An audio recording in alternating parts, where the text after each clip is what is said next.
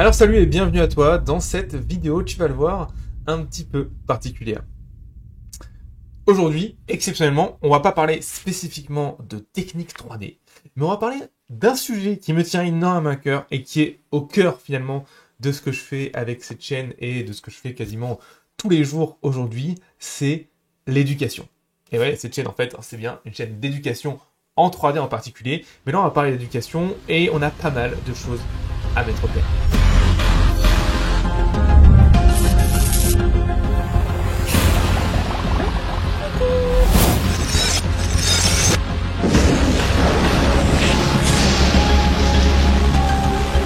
Alors, si tu ne me connais pas, je m'appelle Romain Gilliot et je suis le fondateur du studio d'animation Motion Life Pictures.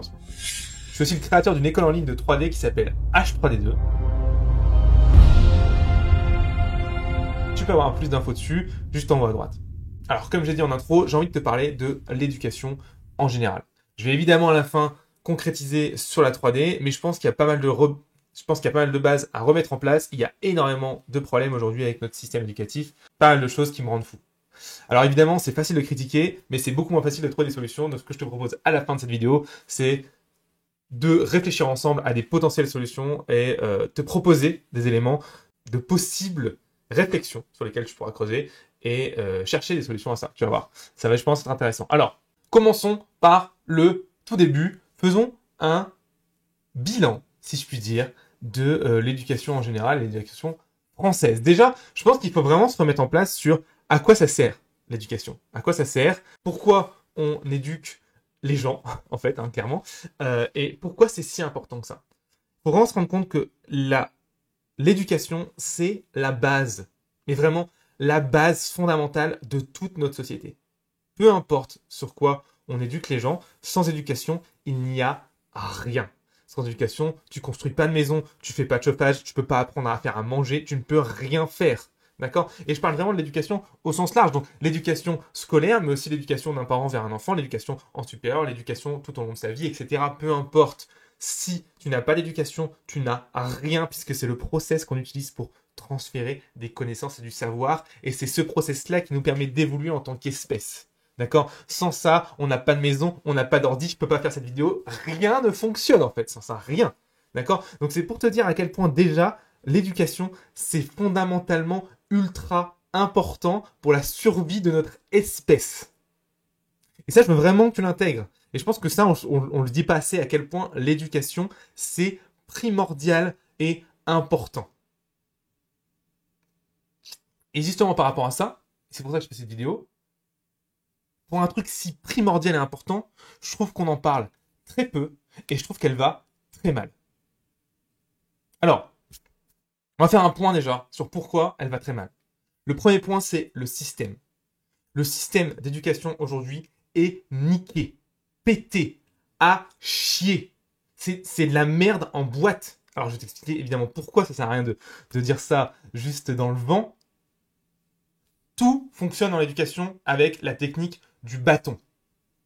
La technique du bâton, c'est quoi? C'est tu fais un truc bien, tu n'as rien, tu fais un truc mal, on te frappe, on te fait mal, on te crée de la douleur. Et il y a encore pas si longtemps, c'était vraiment de la douleur physique. Hein, t'étais en école primaire, tu faisais une bêtise, t'avais une mauvaise note, on faisait quoi? Mets tes doigts comme ça, on va te claquer les mains avec une putain de règle en bois. Genre, c'est quand même un putain de délire qui a moins de 50 ans, on faisait ça.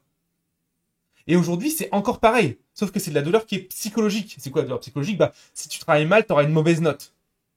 Et si t'as été élève comme moi je peux te dire que quand j'avais une mauvaise note, putain de bordel, c'était un enfer, c'était tellement difficile à vivre. Je rentrais chez moi, je me faisais démonter. Sans parler que juste avant, je m'étais fait démonter par le prof et j'avais une belle impression de genre, je suis déçu.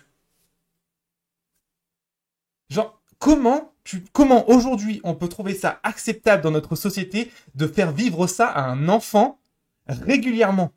Genre, comment c'est possible? Et pourtant, c'est exactement les racines et le fonctionnement du système scolaire aujourd'hui, jusqu'à la fin en fait, jusqu'à la fin de l'éducation supérieure, on a ce système de notation sur lequel si l'enfant, si même le jeune adulte ne peut pas ou n'arrive pas à avoir une bonne note, pour une raison ou une autre en plus, hein, c'est même pas forcément parce qu'il n'a pas les compétences, parce qu'il n'a pas bossé.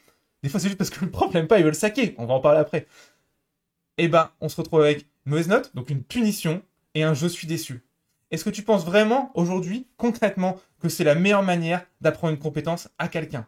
Et comme on l'a vu en intro, à quel point l'éducation c'est primordial? Est-ce que vraiment tu veux baser l'avenir de notre société sur le fait de frapper psychologiquement un enfant? Parce que c'est exactement ce que tu fais quand tu lui mets une mauvaise note. Hein. Qu'on soit clair, il n'y a pas de peut-être, de machin. Non, ça motive que dalle. Hein. D'avoir un 2 sur 20, ça motive pas. Qu'on mette les choses au clair, avoir un 2 sur 20, ça ne motive pas. Alors, clairement, déjà, ça fonctionne pas. Mais le problème, c'est qu'on va encore plus loin que ça. Il n'y a pas que le problème des notes, il y a le problème de tout le système de l'éducation et de la relation, je trouve, qui est extrêmement malsaine de prof-élève. Alors, déjà, on va essayer de réfléchir à qu'est-ce que ça pourrait être une relation pérenne entre, du coup, un mentor et un élève, dans le sens général. Et je trouve que pour ça, par exemple, les arts martiaux sont un bon exemple. Dans les arts martiaux, il y a une forme de respect mutuel entre le maître et l'élève. L'élève a une admiration pour l'élève et le prof ou le maître, du coup, a un respect énorme pour l'élève. Et ça va être dans ce respect et cette admiration que la formation va se faire et du coup, va se faire dans de bonnes conditions. Aujourd'hui, je suis désolé, quand tu vas dans une salle de classe, c'est pas ce qu'on a. Les élèves n'admirent en aucun cas leur professeur et les professeurs ont souvent très peu de respect pour les élèves. Et je suis désolé, comment tu veux que ton système d'éducation fonctionne dans une ambiance pareille? Mais vraiment, va dans une classe de collège, de lycée, d'études supérieures ou même de primaire.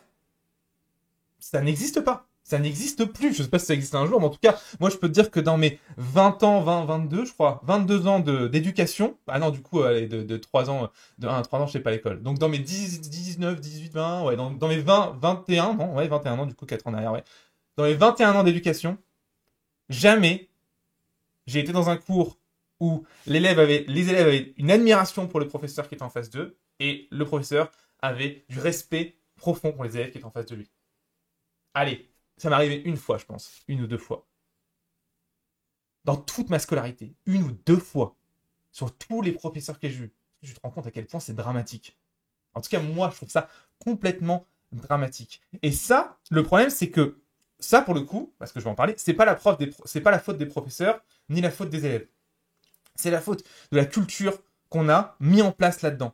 Et c'est marrant parce que c'est une culture qu'on accepte parfaitement dans l'éducation, mais qu'on n'accepterait absolument pas en entreprise.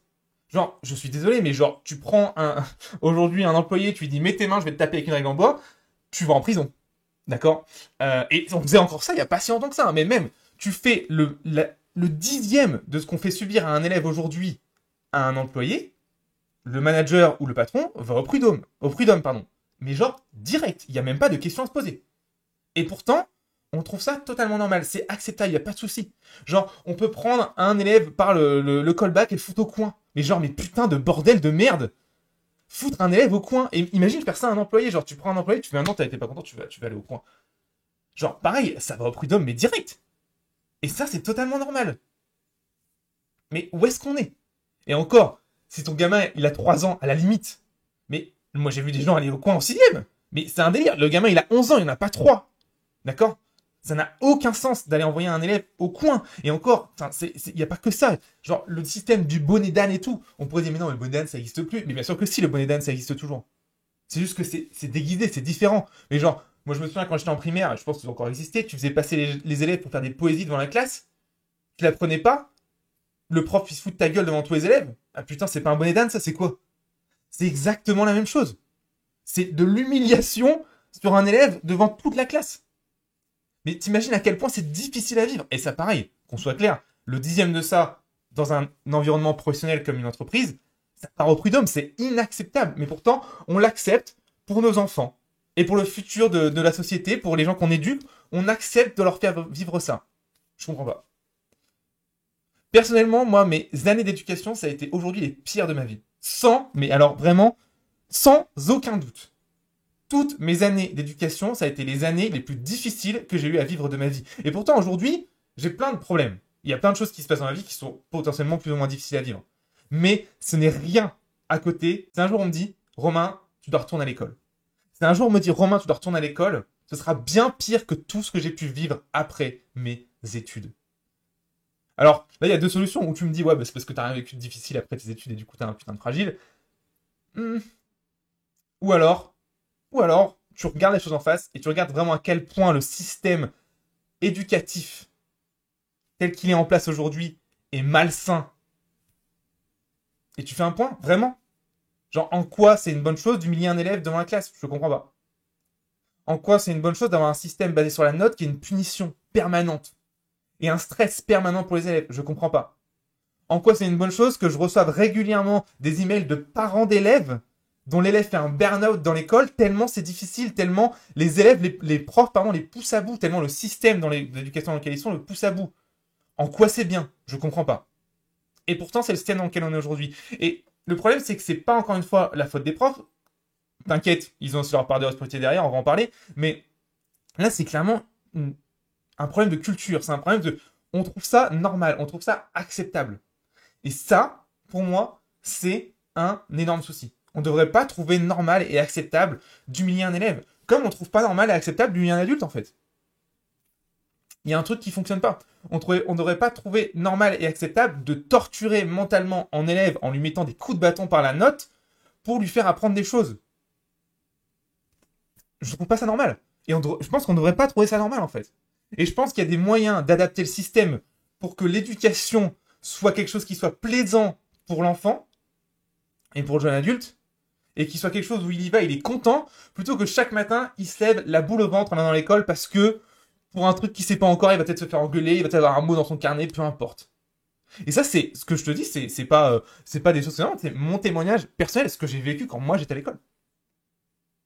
Donc, premier point, le système est niqué jusqu'à la moelle. Et je pense qu'il faut vraiment potentiellement, enfin il faudrait, parce que tu vas voir que en conclusion, on va voir à quel point c'est pas évident de pouvoir changer ça, mais il faudrait pouvoir revoir l'élément et par exemple proposer un système d'éducation basé par exemple sur le jeu, hein, à tout hasard, plutôt que sur le bourrage de crâne. Pourquoi le jeu? Ben, simplement parce que quand on regarde les espèces autour de nous, comment elles apprennent entre elles, comment par exemple un parent va apprendre à son enfant un animal, tu vois, comment les enfants vont jouer entre eux, ben, c'est comme ça qu'ils apprennent le monde en fait. Et comment les premiers enfants apprennent des choses? Eh ben en jouant. Alors si tu veux un peu plus d'infos là-dessus, je t'invite à écouter un mec qui s'appelle Jordan Peterson, qui est un psychiatre dans le domaine très intéressant, il a beaucoup d'idées très intéressantes, et il parle notamment de l'importance du jeu entre les enfants et à quel point le fait de savoir jouer, c'est important pour aujourd'hui pouvoir après évoluer dans la société. Et je pense que du coup, notamment pour ce point-là, le fait d'organiser notre éducation sous forme de jeu plutôt que sous forme de bourrage de crâne peut être potentiellement un début de solution. On y reviendra sur la fin. Alors, le deuxième point du coup, qui pour moi fait que le système éducatif est complètement mort, c'est les profs. Et là, tout à l'heure je dis que c'est pas leur faute, là pour le coup par contre, ils ont leur bonne grosse part de responsabilité. Alors, mettons les choses au clair. Déjà, le premier truc que tu pourrais penser quand tu vois la vidéo, c'est que je suis un espèce de petit con arrogant, ambitieux, qui pense tout savoir, parce que déjà, le mec enseigne pas, il se prend pour qui, et vraiment, tu penses qu'enseigner dans une école en ligne, c'est pareil qu'enseigner en vrai. Donc déjà, mettons les choses au clair. J'enseigne dans mon école en ligne, mais j'enseigne aussi en présentiel, en supérieur. Donc je sais tout à fait ce que c'est de devoir tenir une classe. Je le fais régulièrement. Alors, du coup, qu'est-ce qui me dérange avec les profs aujourd'hui? Eh ben, clairement, le problème en fait des profs, c'est ce que je disais en intro, c'est qu'ils ne se rendent pas compte de la responsabilité qu'ils ont quand ils tiennent une classe. Et même moi, je pense en fait que des fois, quand je suis en classe et que j'enseigne, je me rends pas toujours compte de la responsabilité que j'ai. Mais remettons les choses au clair, la responsabilité, c'est l'avenir de la putain d'espèce humaine. Alors évidemment, c'est découpé entre tous les profs, toutes les éducations et toutes les façons d'apprendre comment les élèves, mais quand même, c'est ça ta responsabilité. Et du coup, il y a une question qui me vient à l'esprit, comment tu peux faire un métier comme ça, avec une responsabilité si importante, par putain de dépit? Parce que clairement, c'est ça aujourd'hui. 80% des professeurs, je suis désolé, vous êtes là par putain de dépit. Vous n'avez pas choisi ce métier, vous n'aimez pas le faire, ça se voit. Quand tu viens en cours en traînant les pieds, en retard, tu n'aimes pas ton métier. Mais mettons les choses au clair, vraiment, tu n'aimes pas ton métier. Et le problème, c'est que quand tu viens, par exemple, faire un métier qui ne concerne que toi et que tu n'aimes pas, c'est pas grave. En tout cas, si, enfin, je pense que c'est quand même grave pour toi et c'est un peu triste, mais ça ne concerne que toi. Quand tu viens enseigner à des élèves, ou tu viens vraiment, quand t'enseignes, hein, tu modèles, tu modes leur avenir, hein. Vraiment. Genre, en mode, j'en ai rien à foutre et ça me fait chier. Là, t'as un impact sur toi et tous les élèves de ta classe. Sur plusieurs années. Et ça, pour moi, c'est inadmissible. C'est être égoïste à un point, mais c'est démentiel. Je comprends pas comment c'est possible. Alors, pour mettre les choses au clair, comprenons ce que c'est un cours ou un prof qui, en fait, c'est transmettre quelque chose qui transmet une passion. Bah, c'est simple. Si tes élèves pendant ton cours, ils regardent leur téléphone, ils parlent entre eux ou ils dorment, c'est que ton cours est merdique. C'est pas plus compliqué que ça. Si t'as des élèves pendant ton cours qui dorment, qui regardent leur téléphone, qui parlent entre eux, bref, qui s'intéressent pas à ce que tu dis, en fait, c'est toi le problème. C'est pas l'élève qui est méchant. C'est toi le problème. C'est que ton cours est pas à la hauteur. Parce que si t'as un cours intéressant, si t'as quelque chose qui intéresse les élèves, tu vas voir que les élèves ils parlent pas. Ou très peu. Et encore une fois, je sais de quoi je parle puisque je suis aussi enseignant en présentiel. Si tes élèves passent leur heure à parler et à ne pas te respecter, c'est pas le problème des élèves. C'est ton problème. À 100%. À 100%. Il faut vraiment, vraiment, je pense, comprendre ça. Alors évidemment, le truc c'est que là je dis ça, ou je parle à des convaincus, ils me disent ah ouais Romain t'as trop raison, ou alors je parle à un prof à qui ça arrive et me dire ouais c'est un petit con qui comprend rien. Donc dans tous les cas je me rends bien compte qu'avec cette vidéo, en tout cas là maintenant, je prêche des convaincus, mais en tout cas c'est sûr que je vais pas convaincre un mauvais prof de devenir mon prof. Ça c'est clair et net. Mais je pense qu'il faut quand même remettre les choses au clair sur le standard de qualité qu'on devrait exiger d'un professeur aujourd'hui. C'est ça le standard. Le standard d'un professeur, ça doit être de pouvoir transmettre de putain de passion. Genre ton cours, ça doit être un show. Ça doit être un putain de show. Les élèves doivent pas quitter des yeux pendant toute la journée si ton cours dure toute la journée. Si tu leur mets pas des étoiles dans les yeux, à quoi tu sers, putain?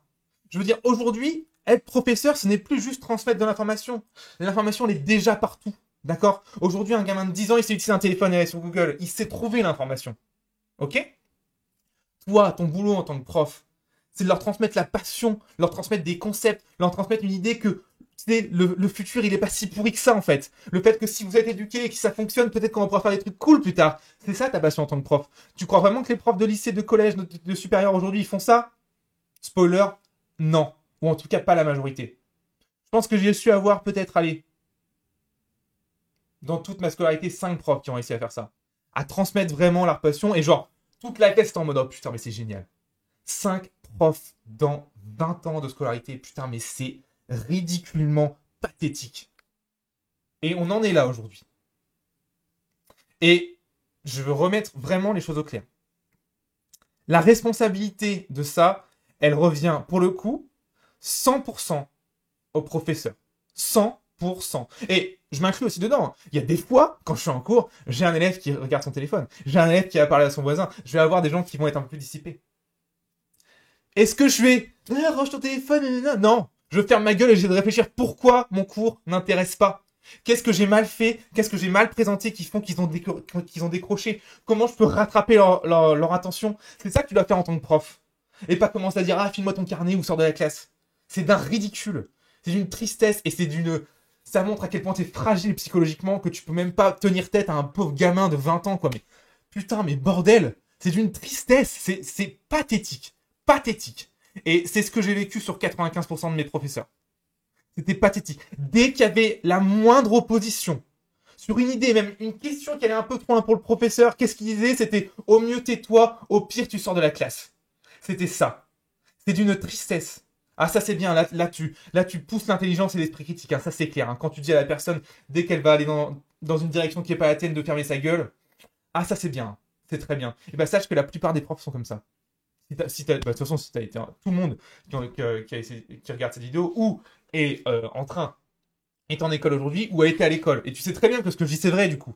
D'accord? Tu sais très bien comment ça se passe parce que tu l'as vécu. Tout le monde l'a vécu. D'accord? Je connais pas un seul mec qui me dit putain, moi j'étais à l'école toute ma vie et c'était vraiment trop bien. J'adorais. Les profs, ils étaient trop cool à chaque fois. C'était vraiment le pur kiff. Enfin, je me suis jamais senti stressé et mal à l'aise à l'école. C'était toujours une bonne ambiance. Le prof, on sentait qu'il voulait toujours le mieux pour nous. Tu connais beaucoup de gens qui t'ont dit ça sur toute leur scolarité? Alors, je connais des gens qui t'ont dit ça pour une année pour un prof. Et ça m'est arrivé. Genre, sur 1 ou 2 années, on a eu quelques profs, mais putain, des bijoux. Des bijoux de putain de maîtres dans leur domaine. Enfin, c'était un truc de malade. C'était l'exception. Mais le problème, c'est que ça devrait être la norme. Puisqu'on l'a vu au début à quel point l'éducation, c'est important. À quel point l'éducation, ça devrait être genre le putain de problème numéro 1 à résoudre H24. D'accord? Plutôt que toutes les conneries qu'on nous sort en ce moment. Vraiment.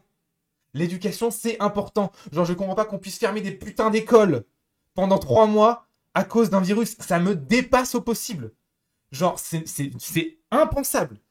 Un virus qui tue 2% de la population, et on fait quoi? On se dit, bah, ok, en plus, la population qui est âgée, on dit, ok, eh ben, on va sacrifier toute la population jeune qui est la population future du pays en fermant les écoles. Mais putain, mais comment on peut être aussi débile pour prendre une décision pareille? Et c'est ce qu'on a fait. C'est clairement ce qu'on a fait. Sans état d'âme.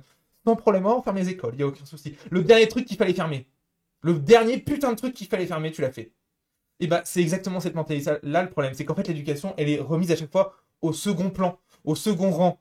Et la preuve, genre, je veux dire, on a déjà vu ensemble, si t'écoutes un peu les podcasts de la chaîne, on a analysé le système d'évaluation des gens qui sont professeurs dans le public.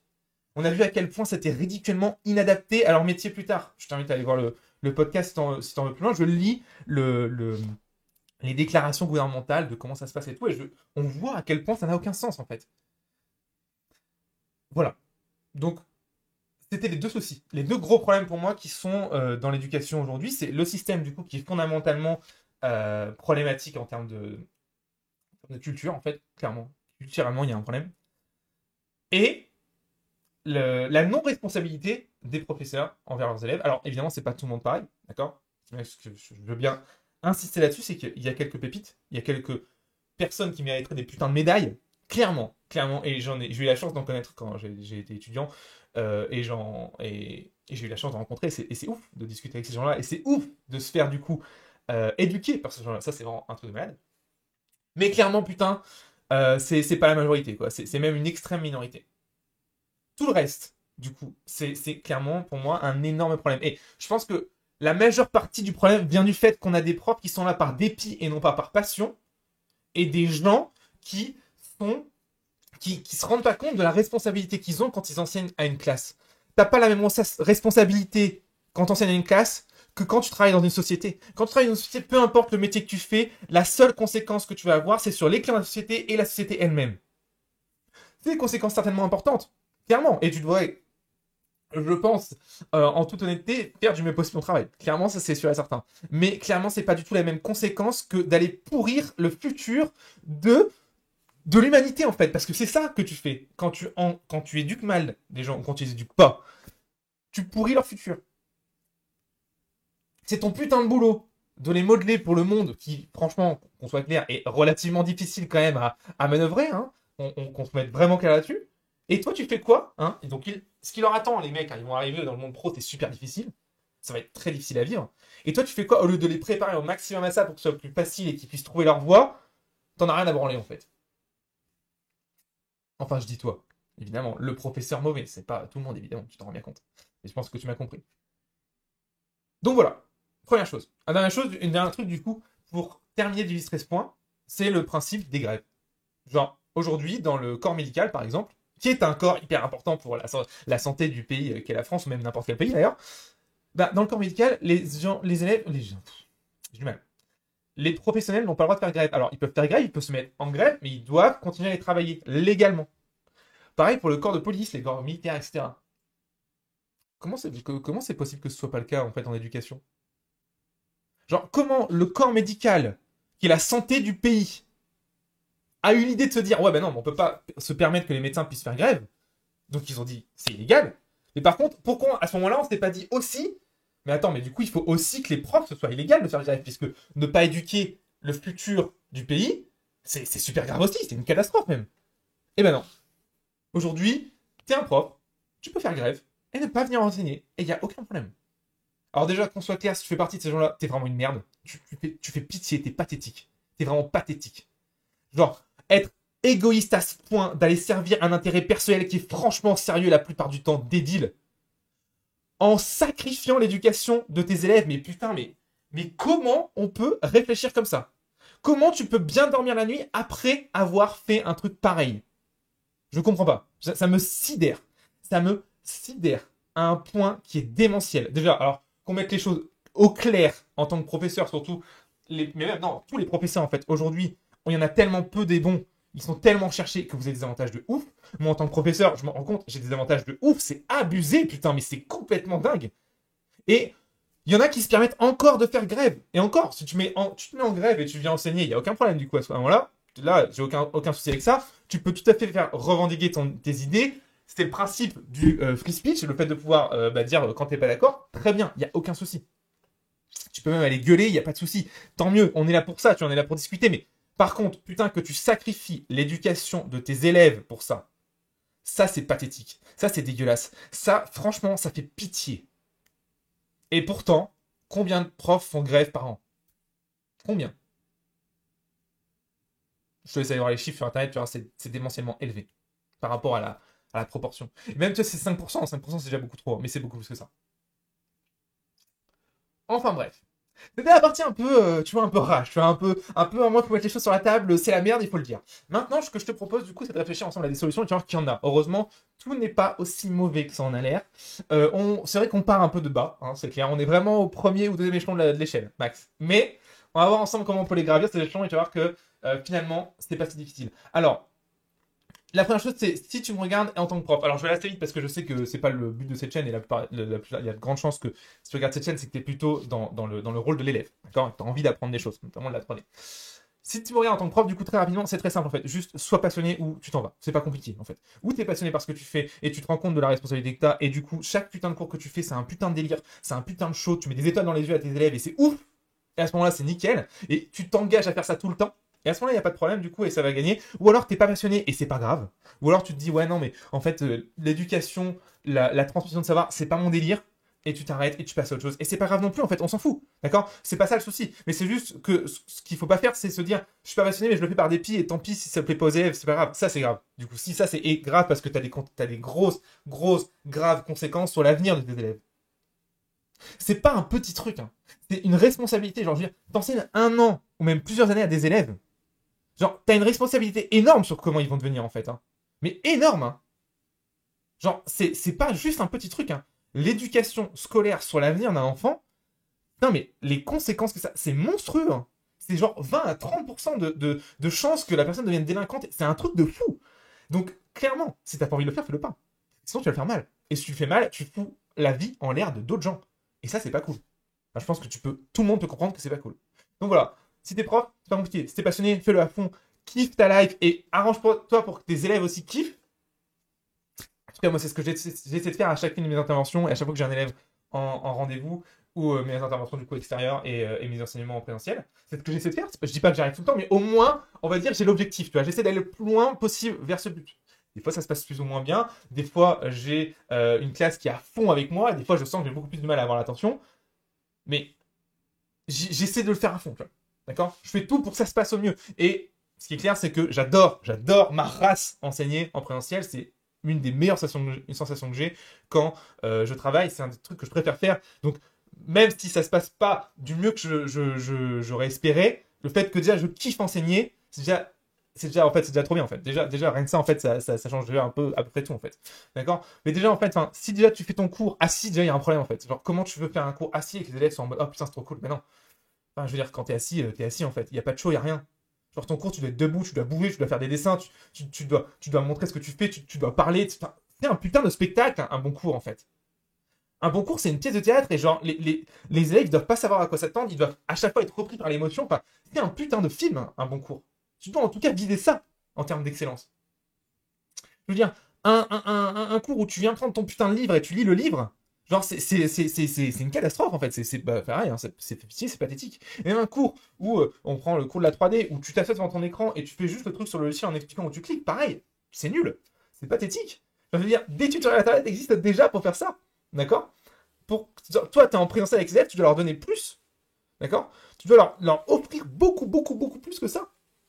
Beaucoup plus qu'un tutoriel en vrai, en fait. Sinon, ça n'a aucun intérêt. C'est nul. C'est nul à chier. Vraiment. Donc voilà, ça c'était pour la partie prof. Alors, pour la partie du coup, élève, et je pense que c'est là le plus intéressant, c'est que toi, tu dois entendre ça, tu te dis, putain, moi je suis élève, j'ai envie d'apprendre des choses et je me retrouve dans ce système qui ne me convient pas, parce que bon, clairement, qu'on soit clair, le système scolaire convient à personne, hein, même si tout le monde dit, ah non, moi ça va. Non, le système scolaire convient à absolument personne. Il n'y a pas quelqu'un qui me dit, genre, tu peux demander à n'importe quel élève, tu dis, vraiment, dis-moi sérieusement, si tu peux choisir entre rester à la maison ou aller à l'école, qu'est-ce que tu choisis? Tous les élèves, tous, vont te dire, je reste à la maison. C'est qu'il y a un souci. C'est qu'il y a un putain de problème. Genre, les élèves devraient aimer aller à l'école. C'est pas le cas aujourd'hui. Ou en tout cas, c'est vraiment une putain d'exception. Donc, Dans ce cas-là, du coup, donc si tu es dans ce problème-là et du coup tu t'identifies à cet élève qui ne sait pas vraiment où il est, et de toute façon on t'a dit qu'il fallait le faire, donc tu le fais et ça te fait chier, mais bon, c'est comme ça, il y a des solutions. Alors, malheureusement, c'est pas des solutions miracles, mais il y en a quand même. Alors, déjà, le problème, c'est que malheureusement ou heureusement, parce que ça a quand même des avantages, mais l'éducation, évidemment, en France, est obligatoire jusqu'à tes 18 ans, ça c'est clair et net, et évidemment, il va falloir le faire. Ça, de toute façon, il n'y a pas de choix. C'est la vie, c'est comme ça, et bon, désolé, mais il va falloir subir, du coup. Il va falloir subir, et ça, c'est vrai que c'est 18 ans qui sont difficiles. Mais c'est vraiment 18 ans, enfin, en tout cas, moi, ça a été 18 ans qui ont été très difficiles, surtout sur les dernières années. Donc, il va falloir subir. Le truc, c'est que tu peux quand même, en fait, rendre cette submission beaucoup moins chiante, en fait. Déjà, en fait, ce que tu peux faire, c'est simplement, en fait, te former sur les trucs qui te plaisent vraiment, en plus des cours. Tu peux tout à fait, en fait, commencer à te former. Aujourd'hui, c'est facile de se former, hein. Il y a du contenu sur YouTube, des contenus dans les livres, il y a plein de contenus partout aujourd'hui, c'est très facile. Tu peux continuer à te former sur des trucs qui te font kiffer. Donc, je prends l'exemple de quelqu'un qui aime la 3D, puisque, évidemment, c'est mon domaine. Si tu es en cours à l'école et tu kiffes la 3D, tu peux commencer à te former déjà en 3D, déjà au lycée, en fait, déjà au collège. Il n'y a pas de problème. C'est cool. Fais-le. C'est même super bien. Fais des projets. Amuse-toi. Fais des petits films entre potes. C'est un délire. J'en ai fait, c'est trop cool. C'est un putain de kiff. Et ça, pour le coup, par contre, ça rend le truc beaucoup moins relou en termes de submission. Deuxième chose, du coup, si t'es en supérieur, du coup, ou si t'as passé le supérieur, ça s'est mal passé, je sais pas trop où t'en es, ou peu importe, tu peux toujours te former différemment en fait. Tu peux réfléchir à un système où toi tu peux aller chercher l'information. Alors évidemment, ça demande de faire l'effort, hein. T'as plus un mentor qui vient te voir et qui te met tout dans la bouche, en plus de manière correcte. Non, là c'est vraiment du coup, tu dois aller chercher l'information toi-même, mais tu peux le faire. Tu peux le faire, il y a des solutions pour en fait. Tu peux tout à fait, par exemple, te mettre en place une routine et tous les soirs tu fais 1 heure de formation ou par exemple tu vas te former sur YouTube sur un domaine qui t'intéresse. Si c'est la 3D, par exemple, bah, tu fais 1 heure de tuto tous les soirs. Euh, il y a plein de solutions alternatives, tu vois, bah, par exemple H3E2, l'école H3E2 en est une, le fait de pouvoir se former en ligne et de pouvoir du coup justement allier cette flexibilité qui est bah, quand on a un boulot, etc. Évidemment, tu peux pas passer ta vie à l'école et pouvoir te former du coup quand tu veux et avoir quelqu'un qui te suit et un rendez-vous pour avoir cette proximité qu'on pourrait avoir dans une classe, quasiment en tout cas. Et sinon, il y a aussi des solutions, genre des cours du soir, il y a plein de trucs. Il y a plein de trucs et l'avantage c'est que là, du coup, comme c'est plus suivi, mais que c'est toi qui deviens acteur, tu vas voir que tout de suite c'est différent. Par exemple, si tu viens à un cours du soir et que t'es acteur et que le prof te respecte pas, bah tu lui fais un fuck et tu te barres en fait. Et ça change tout. Ça change tout, putain. Et d'ailleurs, tu verras que souvent les profs dans les cours du soir sont bien meilleurs que les profs dans les cours d'école classique parce qu'ils sont là pour le kiff, eux. Ils sont là pour le kiff, ils sont là pour la passion. Et putain, genre, moi je me souviens, j'ai pris par exemple des cours du soir de dessin parce que j'étais une grosse. Enfin, je suis sur une brêle en dessin, mais je suis un petit peu moins une brêle qu'avant. Et les profs étaient passionnés en fait. D'accord. Alors, je dis pas que c'est parfait, mais au moins ils kiffaient être là, tu vois. Et ben déjà, rien que ça en fait, ça fait 80% du taf en fait. Et parce que c'est des cours en plus, parce qu'ils le font en plus, parce qu'ils sont pas obligés de le faire. Et du coup, on sent la passion.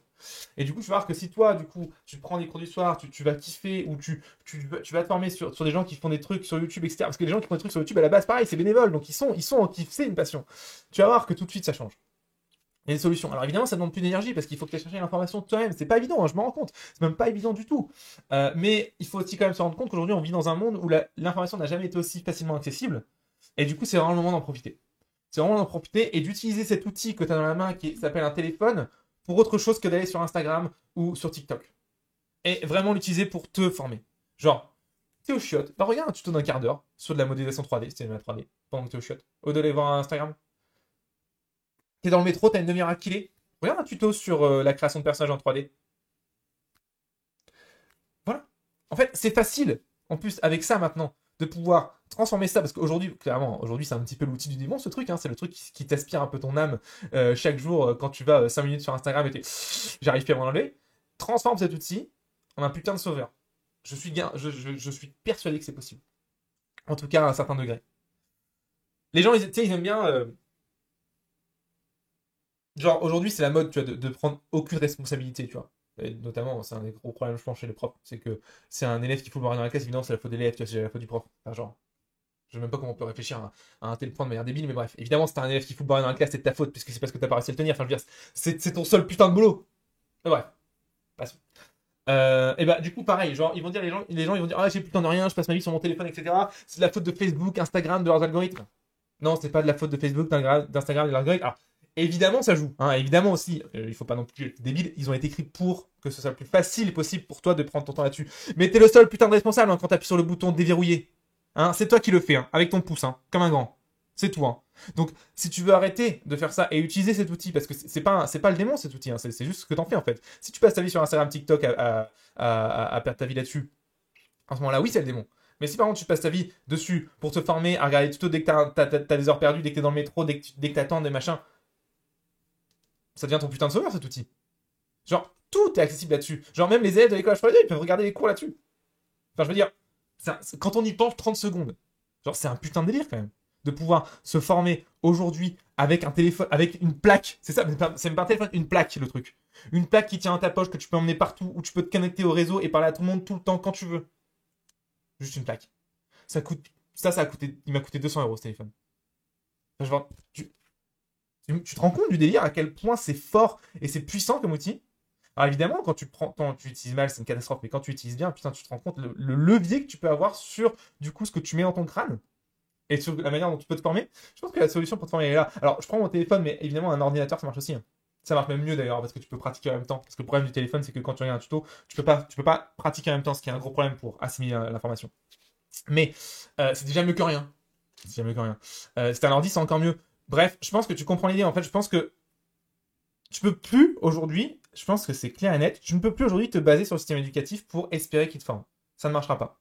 C'est mort en fait. Il est trop pourri jusqu'à Noël, il est pété et en plus de toute façon, il n'est pas du tout prioritaire dans le programme de nos gouvernants aujourd'hui. Mais clairement pas du tout en fait. Hein. Quand tu vois que le programme éducatif c'est en mode oui, il faut renforcer l'égalité de genre dans les écoles, mais putain, mais bordel. Mais tu crois pas qu'avant de faire ça, il faudrait peut-être que tu aies des meilleurs profs qui forment vraiment les gens?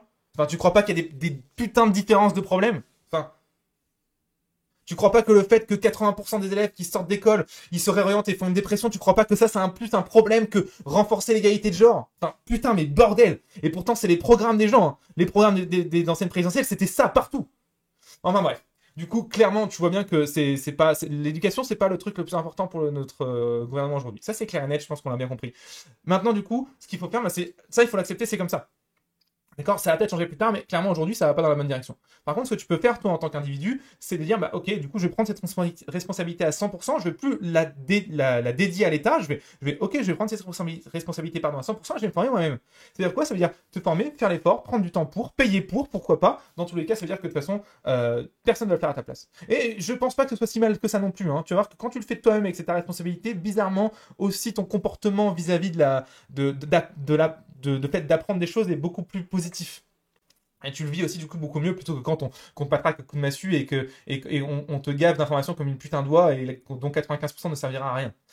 C'est encore un autre sujet. Le sujet et ce qu'on nous apprend à l'école, c'est encore un autre problème. Mais peu importe. Je pense que la solution est là. C'est vraiment de te mettre un point d'honneur sur comment tu peux te former toi-même. Ok? Alors, justement, par rapport à ça, ce que je peux te proposer, moi, ici, c'est de commencer vraiment à te former toi-même et de le faire vraiment sérieusement. Ok? Et pour ça, eh ben, tu le sais, souvent, si tu me connais un petit peu, tu sais que j'aime bien proposer des petites formations gratuites à la fin de mes vidéos. C'est un truc que je fais souvent. Ça permet après, quand tu as fini la formation, je peux discuter avec toi par email. Et puis si tu es intéressé pour aller plus loin, pourquoi pas d'entrer dans l'école H3V2 ou d'autres choses. Ou alors, juste, bah, au moins, tu as des nouvelles de ce que je fais. Et au final, au pire, si ça t'intéresse pas, tu te désabonnes. Et puis voilà. C'est un petit peu l'idée du concept. Et c'est hyper intéressant parce que ça permet de créer des relations avec des tonnes et des tonnes d'abonnés et de voir un petit peu les problèmes qu'ils ont et d'adapter nous les vidéos qu'on fait sur YouTube et tout. Enfin, c'est vraiment super bien. Et du coup, je fais ça régulièrement. Ce que je vous propose ici aujourd'hui, c'est de faire la même chose, mais du coup, de te proposer, de te montrer du coup sur le site. En fait, il y a plein de formations. En fait, des formations gratuites, on en a fait plein et je te propose de toutes te les présenter aujourd'hui et genre d'aller chercher celle que tu veux. C'est tout est gratuit, t'as qu'à aller sur la page et genre t'y vas, c'est la fête quoi. Et tu te formes. Genre, tu te formes vraiment. Genre, tu prends, donc tu vois, souvent c'est des formations d'une semaine. C'est souvent comme ça que je les organise. Une semaine, allez, une semaine, c'est 1 ou 2 vidéos par jour. Tu te fais 1 heure par jour, hein, ça suffit. Hein. 1 heure à 2 heures par jour. Voilà. Avec tout ce que je vais te présenter, là, tu as au moins un mois de formation. Genre un mois où tu peux te former et apprendre des tonnes de trucs. Juste dans ce que moi j'ai présenté, hein, sans parler de tout le contenu qu'il y a sur YouTube, etc. Totalement gratuit. Ça peut être, je pense, un bon premier pas pour prendre ta responsabilité, le fait de te former et le fait d'y aller à fond et de plus déléguer cette responsabilité à quelqu'un d'autre. C'est gratuit, c'est facile, tu vas voir qu'en plus c'est genre un pauvre bien à cliquer, enfin il n'y a aucune difficulté à commencer, tu vois, genre, en plus ces formations là, genre, j'ai essayé de mâcher le travail au maximum, t'as une vidéo par jour avec un mail qui t'explique qu'il y aura dans la vidéo, comment la regarder, qu'est-ce qu'il faut essayer de faire de ton côté, enfin, vraiment, j'ai essayé de rendre le truc le plus simple et le plus pédagogique possible, pour que ce soit ça te demande le moins d'efforts possible, d'accord? C'est ça que je te propose de faire aujourd'hui. Alors, on se retrouve du coup tout de suite sur le PC. Je vais te proposer du coup, comme je te dis, 4 formations totalement gratuites. Et je pense qu'ils sont un très très bon point de départ pour commencer à prendre la responsabilité de te former toi-même plutôt que de continuer à, on va dire, se reposer sur l'état. Notamment, du coup, évidemment en 3D. Hein. Tu t'en doutes, on fait de la 3D ici. Je vais pas te proposer des formations en français, par exemple, hein, ou des formations en mathématiques ou en ce que tu veux. Alors, l'idée pour moi, c'est celle que je propose très souvent. À chaque fois, c'est la première image, simplement parce que je pense que c'est vraiment la base par laquelle commencer. Donc, si tu ne sais pas comment, par où commencer, c'est clairement là qu'il faut aller. La première image, ce sera le premier lien dans la description. Toutes les autres seront aussi dans la description au fur et à mesure. C'est gratuit, ça dure 6 jours. Et là, clairement, en fait, on apprend à faire une image en entier de A à Z en voyant les concepts de base. C'est l'histoire de vraiment découvrir l'idée, de comprendre comment ça marche, de vraiment se dire ok, ça me plaît, ça me plaît pas. Bref, c'est vraiment quelque chose qui est je pense le B à bas, on va dire, le B à bas de l'élément. Et crois-moi, en fait, hein, je dis le B à bas comme si c'était un truc spécial, mais dans le B à bas, il y a des choses que moi, quand j'ai été en études, au bout de 3 ans, je savais toujours pas. Tu vois. Donc c'est vraiment le B à bas, mais pour moi fondamental pour avancer, et que même quand on a fait un peu de 3D, en fait, on n'a pas forcément. On n'a pas forcément parce que tout le monde n'en a pas parlé, parce que tu as suivi des tutos à droite à gauche, mais tu n'as pas vraiment fait les choses dans l'ordre. Bref, là, c'est l'histoire de remettre tout à plat. C'est vraiment intéressant. Si tu démarres la 3D et que tu commences, c'est vraiment un super moyen de te mettre dans le bain, si je puis dire. Et si tu en as déjà fait un petit peu, mais qu'il y a peut-être un truc que tu ne comprends pas, ça peut être un très bon moyen de vérifier si tu as bien toutes les vraiment bases. Ok. Donc voilà, première image, clairement, si tu ne sais pas par où commencer, c'est par là qu'il faut commencer. Ça dure 6 jours, c'est un très très bon moyen de démarrer. Et c'est vraiment, je pense, ma formation graphique la plus pédagogique. Genre, t'as un mail qui t'explique en détail chaque vidéo sur comment tu dois les consommer, etc., comment ça marche. Genre, je crois que le 3e et 4e jour, je te demande si ça fonctionne, si ça marche bien. Sinon, tu peux m'envoyer un message par email pour me dire ah non, ça va pas, est-ce que tu peux m'aider? Bref, c'est vraiment le truc où je te prends par la main, quoi, jusqu'au bout. Et ça, c'est totalement gratuit. Hein, ok. La deuxième formation que je te propose de voir aujourd'hui, c'est celle-ci. Celle-ci, l'idée en fait, c'est la suite logique hein, simplement de la première formation d'avant. Donc là, l'idée c'est quoi? C'est simplement 7 jours, pareil, totalement gratuit, où tu vas recevoir 7 tips et erreurs que souvent on fait quand on démarre en 3D. Et ça te permet en fait, via ces tips, de te réexpliquer les bases fondamentales un peu plus théoriques. D'accord? On va dire c'est les bases fondamentales, mais un peu plus poussées, un peu plus profondes que la formation de la première image. Donc ça s'appelle la formation des 7 erreurs ou le pack starter. C'est la même formation, hein, juste 2 noms. Même pack top chrono, c'est encore un autre nom, mais bref. Pack top chrono, pack starter, 7 erreurs, c'est la même formation. L'idée c'est qu'en pendant 7 jours, du coup, là c'est 1 à 2 vidéos qui expliquent une erreur en particulier, les conséquences que ça va avoir, comment la résoudre et en fait d'où ça vient.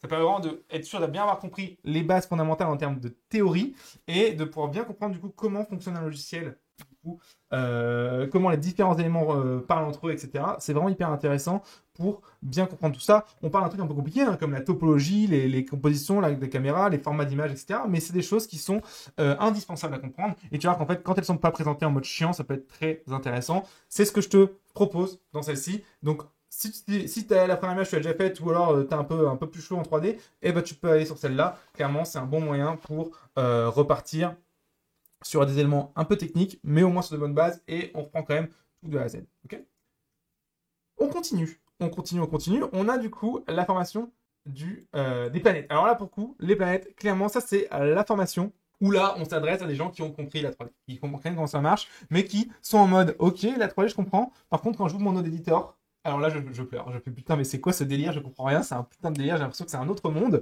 Et tu as tout à fait raison. Le Node Editor dans les offres de 3D, hein, parce qu'il y en a partout. Il n'y en a pas que dans Blender. Hein. Node Editor, il y en a dans Blender, Maya, 3ds Max, C4D partout. C'est vraiment quelque chose de très particulier. C'est ce qu'on appelle du coup de la pensée, de la réflexion procédurale.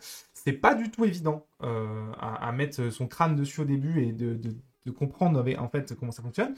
Et bah l'idée c'est là, en gros, on se donne 3 jours, là c'est un peu plus court, mais on se donne 3 jours pour comprendre ensemble le fonctionnement du shading procédural. Et à la fin, on refait en fait ce shader procédural de planète qui peut faire tout et n'importe quoi. Je vais te montrer un petit peu à quoi ressemble le shader à la fin. Donc tu vois, ça c'est les cours ici, clac. Et le shader à la fin, il ressemble à ça. Ça te donne une idée. Hop, tu vas voir si on arrive à l'avoir en entier. Voilà. Donc tu vois que c'est quand même un beau morceau. Alors, ouais, le truc, c'est que c'est coupé et tout. Est-ce qu'on va l'avoir en entier? Je crois que je l'avais montré dans la page où je présente. Ouais, regarde, il est là. Voilà, ça, c'est le shader qu'on fait à la fin. Donc, autant dire que c'est quand même un bon morceau. Hein, c'est quand même un petit un petit morceau, un petit exploit, clairement, hein, de le faire. Mais ça va te permettre d'apprendre énormément de choses et de comprendre aussi beaucoup de choses sur le fonctionnement procédural. Et clairement, c'est, on va dire, la base fondamentale si plus tard tu veux faire des shaders et des choses professionnelles dans ce domaine. Clairement, c'est pour moi le BABA. Alors, clairement, il y a BABA, BABA. Hein, je me doute que c'est bien beaucoup plus moins le BABA que la première des formations que je t'ai présentée, mais ça reste quand même des choses qui sont relativement basiques à comprendre. Donc voilà, ça se passe du coup sur la première formation. Donc troisième lien dans la description. Premier, hein, la première image. Deuxième, du coup, les 7 erreurs. Troisième, du coup, la formation de la planète. Donc en gros, parce qu'on va faire un shader de planète procédurale de A à Z. La dernière, du coup, c'est vraiment encore allez, l'ultime, quoi. Là, c'est pour les gens qui veulent faire des projets hyper poussés en 3D. Des gens qui se disent, ok, je connais un peu la 3D, machin, mais dès que je fais un projet à pas avancer, putain, ça devient vite un bordel, je comprends rien, mais j'ai mal renommé mes fichiers, mes textures, elles sont dans tous les coins, j'ai tout le temps des liens morts, c'est un putain de brin. Et c'est pas pour rien, en fait, hein, ça s'appelle le pipeline. Organiser un projet en 3D, c'est extrêmement difficile sans que ton projet saute. Donc, évidemment que c'est galère, évidemment que c'est un problème. Ce que je propose avec cette formation de, encore une fois, 7 jours, c'est que pendant ces 7 jours, on voit comment, premièrement, on peut organiser un projet en 3D. Ma méthode, moi, pour organiser mes projets en production, tu vas voir qu'il y a toutes des règles à respecter avec un système de master, de double version, etc. Bref, je te montrerai, d'accord? La technique du master, c'est vraiment un truc qui te sauve la vie, tu verras. Et à la fin, je t'offre mon outil qu'on a développé pendant 5 ans sur Blender et Maya, donc c'est un outil en Python, qui automatise tout le process d'organisation pour toi. Donc il va te créer tes fichiers, tes masters, qui va te faire tes double links, etc. Bref, il te fait tout pour toi, toi, t'as rien à faire. Et ça, du coup, je te l'offre, c'est 100% gratuit. Et en plus, du coup, évidemment, les 2 derniers jours, c'est du coup des cours sur le fonctionnement de l'outil. Donc vraiment, là, tu as tout pour pouvoir aller le plus loin possible. C'est un outil que je sais extrêmement stable et sur lequel on peut vraiment se reposer puisque moi, je l'utilise dans toutes mes prods et absolument aussi la plupart des élèves de l'école H3E2, je le sais, l'utilisent dans leur production aussi. Donc clairement, c'est vraiment un outil stable. Je sais qu'il y a d'autres gens qui l'utilisent parce que c'est une formation gratuite, il y a d'autres gens qui l'ont. Le truc, c'est que là, pour le coup, j'ai pas les chiffres. Dans tous les cas, ça va être la dernière proposition que j'ai à te faire, c'est cette formation du coup, si tu es un peu plus avancé, si tu as envie d'aller un peu plus loin. Alors, tu l'as vu du coup quand même, 4 méga morceaux, la formation première image, la formation des 7 erreurs, la formation de shader de la planète et la formation du coup qui s'appelle Map. Donc en fait c'est le nom de l'outil, un Map, parce que ça sert à faire une map de ton projet. Bon, tu verras bien. Ça, du coup, c'est gratuit. 4 formations gratuites, chacun 7 jours. Donc quasiment un mois de contenu. Bon, la planète un peu moins 3 jours, mais bref, gratuit. Je veux dire, t'as aucune raison de ne pas démarrer maintenant, quoi. T'as aucune raison de ne pas te dire, ok, j'arrête un peu YouTube, hein, et on va vraiment se former sérieusement, j'y vais là. On va apprendre des trucs, genre pour mon avenir, vraiment. Allez, on y va. Tiens, je clique sur la première et je commence. Ça tombe bien, la première, tu reçois la vidéo dans la foulée. Puis tu la reçois après le 2 jours lendemain, etc. On y va, quoi. Comme dirait, je sais plus comment il s'appelait ce mec, mais allez, allons-y, c'est ça. Allons-y. Allons-y. Allons-y. En tout cas, c'est ce que vraiment je te propose de faire, de commencer directement. Là, dès maintenant, tu fais pause et tu y vas, tu as dans la description, tu cliques sur le lien. Ou alors, je vais afficher juste là, du coup, au niveau de ma main, le lien de la première formation. Je te dis à tout de suite. On se retrouve de l'autre côté parce que de toute façon, c'est clairement, si tu regardes ces chaînes, pour autre chose que du divertissement. Donc, si tu regardes cette chaîne pour vraiment un jour te former à la 3D sérieusement, c'est the next step. Clairement. C'est the next step, c'est d'aller sur une de ces 4 formations-là. C'est gratuit, il n'y a pas de piège, enfin, t'y vas, c'est parti, quoi. Ok? Voilà. C'est vraiment la prochaine étape. Si tu restes sur YouTube à continuer à regarder des trucs, c'est que tu n'as pas compris à peu près les 50 minutes que je viens d'expliquer aujourd'hui. C'était quand même assez long. Et bon, c'est la vie, pas, mais voilà. Donc j'espère qu'on se dit à tout de suite dans une des 4 formations ici. Et si cette vidéo t'a plu, n'hésite pas à me le dire. Ou si elle t'a pas plu, n'hésite pas à me le dire aussi.